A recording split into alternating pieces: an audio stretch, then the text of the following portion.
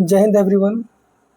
तो मैं इस वीडियो में आप लोगों को वीक 1 में क्या क्या पढ़ना है उससे रिलेटेड आप लोगों को मैं बताऊंगा। देखिए, मैंने कुछ दिन पहले बीएसएससी एग्ज़ाम के लिए आप लोगों के सामने एक होमवर्क सीरीज रखा था और आपको कहा था कि इससे आप लोग जुड़िए और आप लोग अपना बीएसएससी एग्ज़ाम का प्रिपरेशन को स्ट्रॉन्ग कीजिए। बीएसएससी एग्ज़ाम में कौन कौन सा एग्ज़ाम है? देखिए, इंटर लेवल का exam, SSO, BSO, lab assistant, field assistant, CGL 4, ये सारा का सिलेबस जो है सब सेम है। इसलिए अगर आप लोग बीएसएससी का कोई भी एग्ज़ाम का तैयारी करते हैं तो आप लोग अगर एक शेड्यूल्ड वे में, एक डिसिप्लिन वे में अपना सिलेबस को कवर करना चाहते हैं 45 डेज़ के अंदर, तो आप लोग भी इस प्लान से जुड़िए। मुझे व्हाट्सअप कीजिए इस नंबर पे 7903005750 पे। मैं आप लोगों को गाइड करूँगा आगे का चीज़। तो देखिए, वीक 1 में आप लोगों को क्या क्या करना है बेसिकली मैं वही आज बताऊंगा इस वीडियो में। 26 से ये स्टार्ट होगा। 26 होता है मंडे। तो देखिए, मंडे को आपको क्या करना है। मंडे को आपको प्राचीन भारत करना है कवर, जिसमें से कि किरण का बुक में 231 क्वेश्चन है। ये वो क्वेश्चन है जो बिहार के किसी न किसी एग्ज़ाम में आया हुआ है, प्रीवियस ईयर है, वही है। देखिए, इस साइड टाइम लिखा है। टाइम को आप लोग को अपने से मैनेज करना है, ज़रूरी नहीं है इसी टाइम पे आप लोग को ये चीज़ करना हो, ठीक है। आप लोग प्राचीन भारत 231 क्वेश्चन जब कवर कर लेंगे, फिर आएंगे आप साइंस वाले सेक्शन में। साइंस में आपको करना है बायोलॉजी 100 क्वेश्चन, ठीक है। 1 से लेके 100 क्वेश्चन तक बायोलॉजी आपको करना है। रीजनिंग में जब हम आते हैं तो आप लोगों को एनालॉजी और ब्लड रिलेशन करना होगा। एनालॉजी में 88 क्वेश्चन है, ब्लड रिलेशन में 37 है। आप लोग को मैं बता दूं कि रीजनिंग से आप लोग के एग्ज़ाम में 50 क्वेश्चन आएगा। तो रीजनिंग बहुत बड़ा रोल प्ले करेगा आपके एग्ज़ाम में, इसलिए रीजनिंग पे, सिर्फ रीजनिंग पे पार्टिकुलरली आप लोग 2 से 3 आवर देना स्टार्ट कर दें 26 तारीख से, ठीक है। ऐसा एकदम नहीं सोचेंगे कि रीजनिंग तो ईजी है, मेरा रीजनिंग ठीक ठाक है, मैं बना लेता हूँ। ये चीज़ में आपको रहना ही नहीं है। आपका रीजनिंग ठीक है वो अलग बात है, वो अलग मैटर है। आपको आपका रीजनिंग को स्ट्रॉन्ग करना पड़ेगा। क्या करना पड़ेगा? स्ट्रॉन्ग करना पड़ेगा। स्ट्रॉन्ग मतलब क्या? तो कितना जल्दी आप लोग फास्ट वे में, कितना जल्दी आप लोग पर क्वेश्चन कम टाइम देके कैसे आप लोग बनाते हैं। अगर आपसे 50 क्वेश्चन पूछा है तो कैसे आप लोग 30 मिनट के अंदर 50 क्वेश्चन बना ले, 35 मिनट में कैसे 50 क्वेश्चन बना ले। आप लोगों का टारगेट ये रहना चाहिए, ठीक है। तभी जाकर आपका एग्ज़ाम जो है अच्छा हो पाएगा। और अगर आप लोगों को रीजनिंग में फंसाना चाहा एग्जामिनर, तो आप लोग को फिर रीजनिंग जो है इजी लेवल नहीं देगा, मॉडरेट लेवल पे ला के छोड़ देगा। तो पता चला कि आप लोग 50 रीजनिंग बनाने में 50 मिनट ले लिए, या कोई कोई तो फिर 60 ही मिनट ले लेगा, तो फिर दिक्कत हो जाएगा। इसलिए रीजनिंग को अभी से ही इग्नोर करना बंद कर दें। रीजनिंग को इग्नोर नहीं करना है। रीजनिंग पे डेली 2 से 3 घंटा रीजनिंग पे ही देना है, क्योंकि रीजनिंग आप लोग का एग्ज़ाम में एक इम्पॉर्टेंट रोल प्ले करेगा, ठीक है। मैथ में आपको परसेंटेज करना है, और परसेंटेज में कितना क्वेश्चन? 89 क्वेश्चन, ठीक है। अब देखिए, अगर आप लोग के मन में ये विचार आ रहा है कि सर इतना इतना होमवर्क दीजिएगा तो कैसे जिएंगे, तो देखिए, होमवर्क तो आपको करना पड़ेगा, क्योंकि एग्ज़ाम डेट फिक्स है। जुलाई 10 से 11, 12, 13 को होगा। ये डेट तो बदलेगा नहीं, तभी बदलेगा जब ऑफिशियल नोटिस आएगा ऐसा कुछ करके। लेकिन मुझे अब नहीं लगता है कि एग्ज़ाम डेट बदलेगा।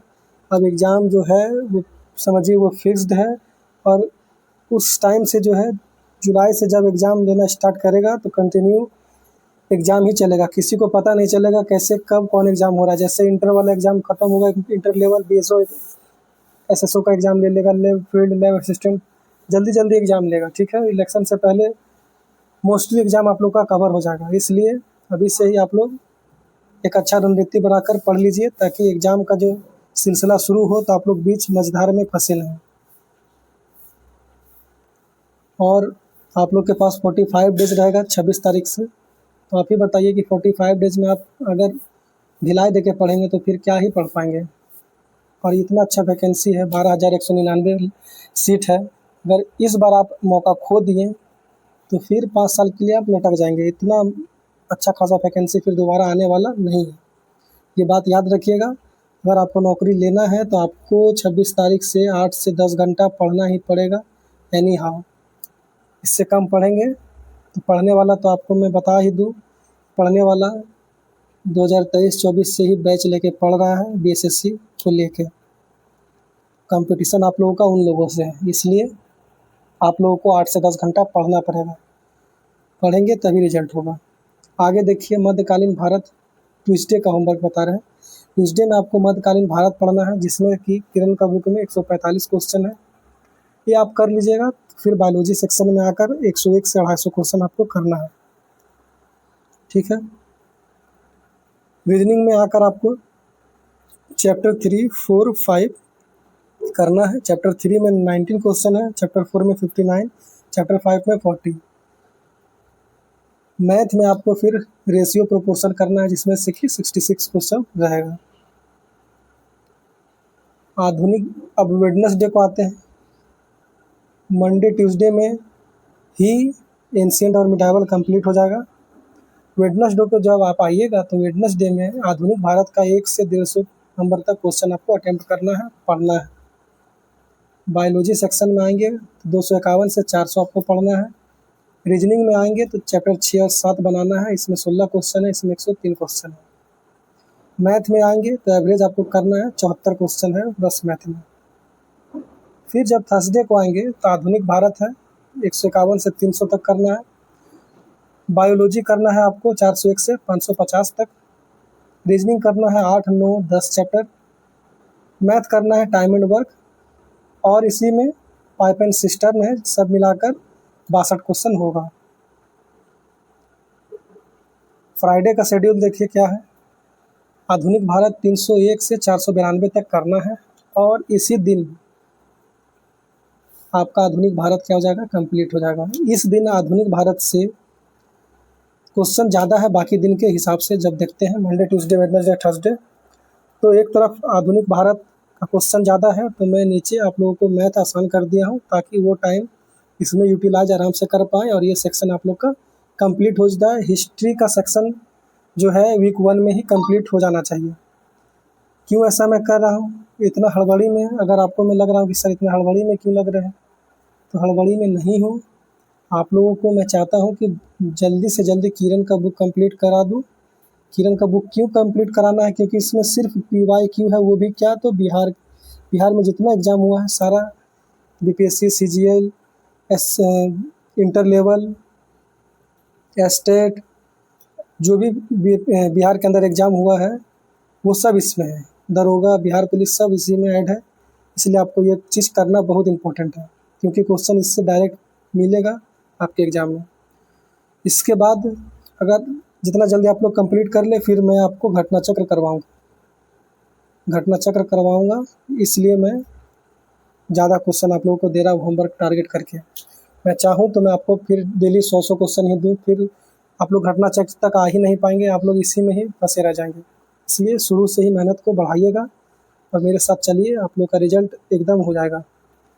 जब आप आधुनिक भारत का पूरा कर लेते हैं, बायो में आप लोग आके क्या कीजिएगा, 551 से 682 क्वेश्चन, इसमें भी बाकी दिन के हिसाब से थोड़ा ज़्यादा है, ज़्यादा नहीं, थोड़ा सा ही ज़्यादा है, ये आप लोग कर लीजिएगा, आपका बायोलॉजी से कवर हो जाएगा पूरा। जब आप रीजनिंग में आइएगा तो रीजनिंग में 11 और 12 नंबर का चैप्टर कीजिएगा, इसमें है 70 क्वेश्चन, इसमें है 41। मैथ में जब आप आइएगा तो सिर्फ SI का 22 क्वेश्चन है, और SI कितना ईजी चैप्टर है आप लोग जानते ही हैं। तो समझिए कि मैथ का क्वेश्चन बनाने में आपको बस 30 मिनट लगेगा, ज़्यादा से ज़्यादा 45 मिनट या 1 आवर। और बाकी का आप जितना टाइम बचेगा आप लोग सिर्फ इसमें झोंकिएगा, आधुनिक भारत साइंस में और रीजनिंग में, ठीक है। इस तरह से जब आप करते हैं वीक 1 में आधुनिक भारत, मिडाइवल, हिस्ट्री और एंशिएंट, मतलब हिस्ट्री का पोर्शन कंप्लीट, बायोलॉजी का पोर्शन कंप्लीट, इस तरह से आपका, और रीजनिंग का आधा चैप्टर कंप्लीट हो जाएगा। मैथ का 1/3 ही कंप्लीट होगा। फिर जब वीक 2 में जाएंगे तो वीक 2 में साइंस में बायोलॉजी की जगह हटाकर फिर फिजिक्स लाएंगे, फिजिक्स कंप्लीट हो जाएगा। हिस्ट्री के जगह पे फिर पॉलिटी चलाएंगे, पॉलिटी दूसरा वीक में कंप्लीट करवा देंगे, और फिर रीजनिंग कंप्लीट हो जाएगा, मैथ भी लगभग कंप्लीट हो जाएगा, 2-3 चैप्टर ही बचेगा। मेरा टारगेट है कि 15 से 20 दिन के अंदर किरण में जो भी प्रीवियस ईयर है सब करा दूँ, उसके बाद घटना चक्र को फिर लाके आप लोगों को पढ़ाऊँ। ये है मंडे से फ्राइडे तक का, ठीक है। अब आगे देखिए सैटरडे में क्या है, आपको रिवीजन करना है। अब आप ये कहेंगे कि सर इतना सारा क्वेश्चन हम पढ़ें तो इतना सारा को एक दिन में रिवीजन कैसे करेंगे। देखिए पढ़ने का सही तरीका मैं आपको बताता हूँ कैसे करना है आपको पढ़ाई। आपको एक साइड पे एक कॉपी रखना है, ये आपका कॉपी रहा, और ये आपका पीडीएफ है, या चाहे आपके पास बुक है, आप अगर बुक ले सकते हैं, आपके मार्केट में अवेलेबल है, इजीली अवेलेबल है, तो आराम से बुक भी ले लीजिएगा, कोई दिक्कत नहीं है। अब मान लीजिए पीडीएफ से पढ़ना स्टार्ट किए, 1 नंबर से 150 नंबर तक का क्वेश्चन, ठीक है। अब ऐसा नहीं है कि आपको 150 का 150 आपको नहीं आता होगा। 1 से 150 अगर आप पढ़ते हैं तो आपको हो सकता है कि 75 क्वेश्चन ही नहीं आता होगा, या फिर 50 क्वेश्चन नहीं आता होगा, ये ऐसा ही होगा। ऐसा नहीं है कि एक भी नहीं आ रहा, आप लोग सब पढ़े हुए हैं, पहले से भी पढ़े हैं, कहीं ना कहीं पढ़े ही होंगे। मान लीजिए 50 क्वेश्चन नहीं आ रहा, आप लोग उस क्वेश्चन का नंबर को लिख लीजिए। जैसे 3 नंबर में हम अच्छा से नहीं आता था, 3 नंबर किए, 9 नंबर किए, 17 नंबर किए, जो जो आपको नहीं आ रहा पहली बार आप पढ़े हैं वो सब नंबर आप लोग मेंशन करके रखें, ठीक है।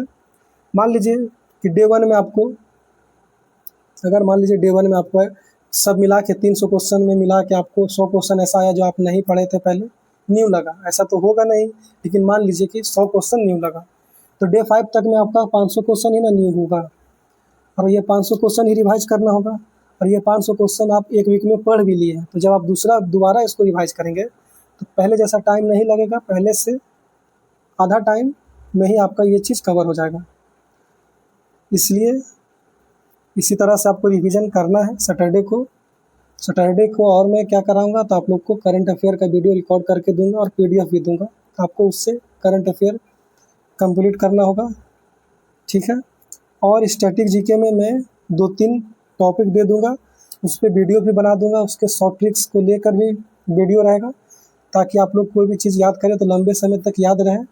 और पीडीएफ दे दूंगा, और आपको उसी को देखकर याद करना है। वीडियो देखेंगे तो आपको जल्दी याद होगा, क्योंकि उसमें शॉर्ट ट्रिक्स मैं दूंगा, ठीक है।